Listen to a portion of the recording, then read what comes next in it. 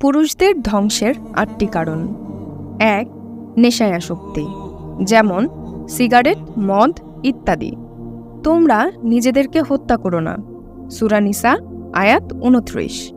২. কাঁচা হলুদ ও লাল কালারের পোশাক পরিধান করা, মুসলিম হাদিস ২০৭৭। ৩.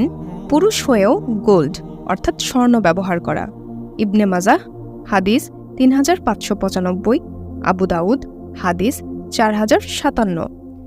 ৪.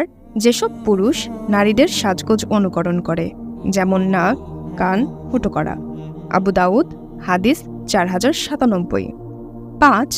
সিল্কের পোশাক পরিধান করা, নাসাই হাদিস ৫১৪৪। ৬. যেসব পুরুষ টাকনুর নিচে প্যান্ট পরিধান করে, রাসূল সাল্লাল্লাহু আলাইহি ওয়াসাল্লাম বলেছেন এটি জাহান্নামী পুরুষের লক্ষণ, আবু দাউদ হাদিস ৩১৪০। ৭. ইচ্ছাকৃতভাবে জামায়াতে সালাত আদায় না করা এবং ফরজ সালাত আদায়ে গাফলতি করা, কেননা যে ইচ্ছাকৃতভাবে সালাত ছাড়ল সে কাফেরদের কাজ করল, তিরমিজ হাদিস ২৬১৯। ৮.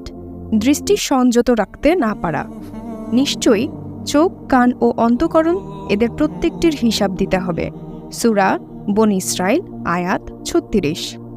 আল্লাহ তাআলা আমাদের সকলকে সঠিক পথে চলার তৌফিক দান করুন।